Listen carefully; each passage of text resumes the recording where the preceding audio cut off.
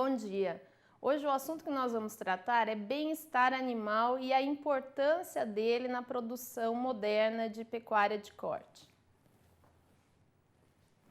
Quando a gente fala em bem-estar animal, nós estamos falando no estado do animal frente ao meio em que ele vive. Existem várias definições de bem-estar animal, mas essa é aquela mais aplicável aos nossos sistemas de produção, principalmente no Brasil. E hoje, talvez o bem-estar animal seja o maior desafio da agropecuária. Os princípios que regem o bem-estar animal são algumas diretrizes, mas que podem ser aplicadas também como avaliação das práticas de manejo, aquelas práticas que são realizadas dentro da propriedade. O bem-estar animal, apesar de muitas pessoas acharem que ele é uma coisa filosófica, que é pouco medido e que não se consegue ter resultados, ele pode ser medido cientificamente através de alguns indicadores. Então, quando a gente fala em bem-estar animal dentro da propriedade, nós podemos avaliar, por exemplo, habilidade materna, reatividade dos animais, o próprio conforto térmico ambiental, alguns parâmetros fisiológicos, comportamento ingestivo. Então, esses são todos indicadores que vão dizer se as práticas de bem-estar animal estão atendendo aquelas diretrizes. E quais são essas diretrizes? São algumas diretrizes que são medidas cientificamente, apesar do uso delas ser ético. Então, cada vez mais hoje no mundo agropecuário e no ambiente de produção, nós usamos o bem-estar animal como forma de dizer que aquela produção pecuária ela foi realizada da forma correta. Então, o seu uso é ético. Hoje no Brasil não se obriga nenhum produtor a fazer uso de bem-estar animal por enquanto. Então, essas diretrizes, elas dizem respeito a 5 liberdades. Que o animal deve estar livre de fome e sede, livre de desconforto, livre de dor, doenças e lesões, livre para expressar aquele comportamento natural e livre de medo e estresse. Então, quando nós olhamos para esse gráfico ou para essas diretrizes, nós vemos que bem-estar animal nada mais é do que fazer o certo dentro da propriedade. Então, por exemplo, o animal estar livre de fome e sede, se nós trazemos isso para dentro da nossa produção, o que quer dizer? Quer dizer que nós temos que ter bebedouros em quantidade suficiente, água de qualidade, coxos dimensionados para o número de animais que nós temos e para o tipo de suplementação ou de ração que é fornecido, para que esse animal tenha acesso à qualidade da nutrição.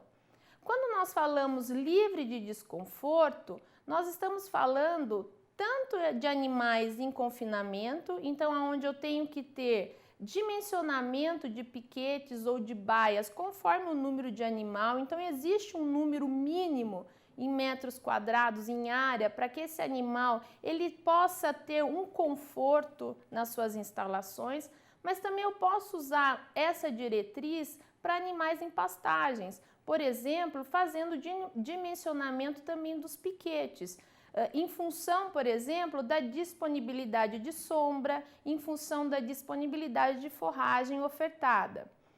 Livre de dor, lesões e doenças diz respeito ao seu aspecto sanitário. Então, o correto calendário de vacinação, a correta abordagem das doenças que aparecem no rebanho, etc. Quando eu falo livre para expressar comportamento natural, também eu estou dizendo, eu estou abordando o comportamento natural de cada espécie. Por exemplo, os bovinos são animais gregários, animais que andam em bandos, né? Animais que foram criados e que desde as suas origens eles têm o costume de andar em grupos. E esses grupos eles têm números, né, de máximos de indivíduos. Então, se eu falo, por exemplo, em animais a pasto, eu sei que um animal bovino ele pode reconhecer os seus semelhantes em grupos de até 100 indivíduos. Então, se eu faço um dimensionamento de piquetes com um número muito maior de animais, eu começo a ver problemas com hierarquia. Então, esse animal ele já vai ter o seu bem-estar animal prejudicado.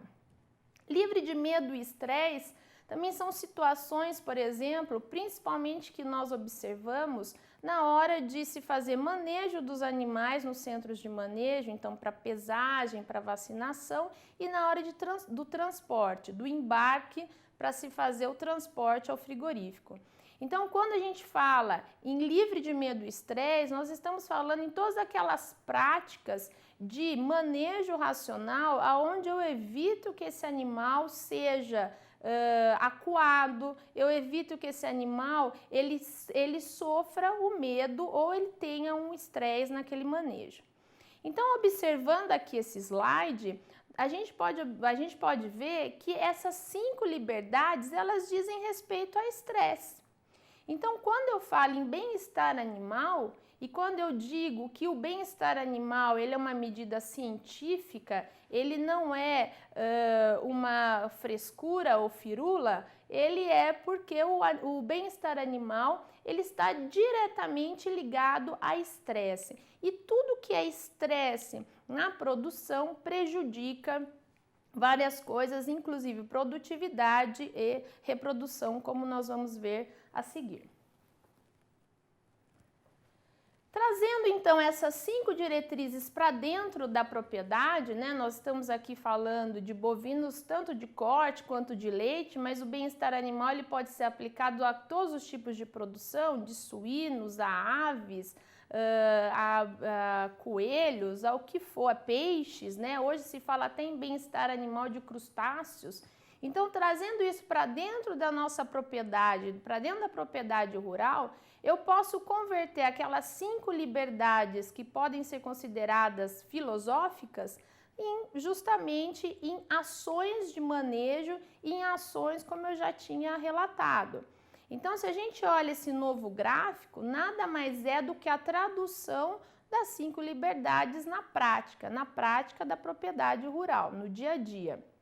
Então, a gente pode observar que bem-estar animal tem a ver com nutrição, tem a ver com sanidade, tem a ver com ambiência, e quando eu falo em ambiência, a ambiência ela pode ser dividida ainda em ambiência atmosférica, que para a produção em pastagem ela é um pouco menos importante, mas se eu estou falando, por exemplo, em confinamento, ela é muito importante, porque eu posso falar em bem-estar em ambiência atmosférica em relação às partículas suspensas no ar, e isso tem a ver também com, por exemplo, a questão do piso que eu vou usar nos piquetes e a questão também da lotação que eu tenho nesses piquetes. Eu posso falar em ambiência acústica, então o barulho, em ambiência lumínica, a quantidade de radiação que chega, de luz que chega nessa produção. E, por exemplo, isso se eu penso em raças que possuem mucosa clara em regiões tropicais, então isso é um problema para o bem-estar animal. Eu posso falar em ambiência térmica, que hoje talvez seja o maior problema para nós conseguirmos aumentar o bem-estar animal em regiões tropicais a pasto, é a ambiência térmica, ou seja, a questão do calor, e nós vamos ver isso em uma aula seguinte. Outros fatores também influenciam no bem-estar animal, como, por exemplo, o tipo de instalações que nós usamos, lembrando que instalações tanto para animais confinados quanto para animais a pasto, porque o meu piquete é considerado uma instalação também, o centro de manejo é considerado uma instalação. Então, se eu faço um dimensionamento, por exemplo, das minhas mangas, né, ou no meu centro de manejo, para que os animais, quando forem pesados, eles tenham conforto, eles mantenham a hierarquia que tinham no pasto, tudo isso é importante para o bem-estar animal. Eu posso falar também em complexidade ambiental. Então, quando eu falo do animal expressar o seu comportamento natural, como animais gregários, né, como animais que vivem em grupo, os bovinos também tiveram a sua origem em savanas. regiões onde tinham arbustos, né? Então, essa complexidade ambiental a pasto é muito importante, assim como também em confinamento. Então, quando nós colocamos, por exemplo, artifícios dentro das baias para aqueles animais terem modo de não ficarem em ócio por muito tempo, de não se anoiarem por muito tempo, isso é importante também para o bem-estar animal. Lembrando que a base de tudo isso é um bom manejo. Então não adianta eu ter uma ótima sanidade, uma ótima nutrição, os piquetes dimensionados bem, se na hora do manejo esse manejo é ruim. E manejo aqui tem muito a ver com mão de obra. Então a capacitação do pessoal, da mão de obra que vai trabalhar diretamente com esses animais é muito importante em relação quando nós falamos em bem-estar animal.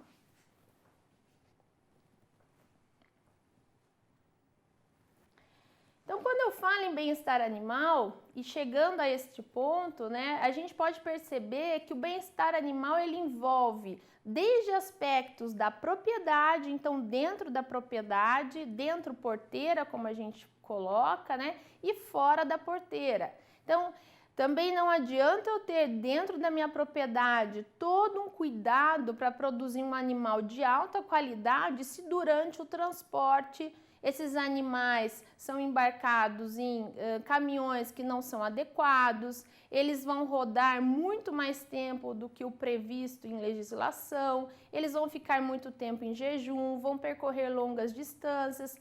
Então, ele vai da propriedade, passa pelo transporte até o momento do abate. Hoje, talvez no Brasil, e aqui eu arrisco dizer que talvez o maior gargalo que nós tenhamos seja na parte de transporte, porque o frigorífico hoje, a parte de abate, ele cuida muito bem o bem-estar animal, também por causa da legislação. Então, há uma rígida legislação em cima e isso é muito cuidado. Na propriedade, hoje nós também já temos várias iniciativas e várias orientações e o transporte ainda é o nosso grande gargalo em função também das estradas e do meio de transporte que nós temos disponível, que é majoritariamente por caminhões. Por que o bem-estar animal, então, é importante? Nós chegamos ao ponto que nós falamos o que é o bem-estar animal e para o produtor, né? O produtor ele enxerga o bem-estar animal quase sempre como um gasto a mais. Então, ele tem que se preocupar com o manejo, ele tem que capacitar funcionário, ele tem que modificar o seu curral. Mas qual que é a importância do bem-estar animal? A importância do bem-estar animal é que ela pode interferir na qualidade do produto final. Então, isso já existem vários trabalhos a respeito. Então, quando a gente fala de um animal que chega já com concussões ou chega com hematomas na carcaça e essa carcaça ela é desclassificada ou ela tem uma penalização, então isso nós estamos falando de qualidade do produto final. Também se sabe que animais que têm alto grau de bem-estar animal, a chance desse animal produzir uma carne melhor, ela é muito grande. O bem-estar animal também pode afetar a aceitabilidade do produto pelo consumidor. Cada vez mais os consumidores estão preocupados em como o produto é produzido. Então, hoje, se há a opção de se escolher, principalmente no exterior, né, em mercados internacionais, mas no Brasil nós já temos algumas iniciativas de se escolher animais que foram criados, ditos felizes, né? Por quê? Porque o animal já se sabe que ele é um ser senciente. O que é um animal? O que é um ser senciente? É um animal que é capaz de sentir dor, medo e estresse. Então, isso pode afetar também a aceitabilidade pelo consumidor. Uma outra coisa muito importante do bem-estar animal é que ele agrega valor àquele produto produzido. Então, hoje também os selos, né, que já vêm em carnes no exterior, no Brasil, essas iniciativas que eu acabei de relatar. então ele pode agregar valor àquele produto. E as barreiras não tarifárias, né? Então o bem-estar animal ele é considerado uma barreira tarifária. Nós temos alguns mercados que se negam a comprar carne do Brasil por causa do mito, né? Ou muitas vezes algumas realidades muito pontuais de que os animais sofrem ou de que os animais são criados em condições não compatíveis com o fazer certo, né? Com o bem-estar animal.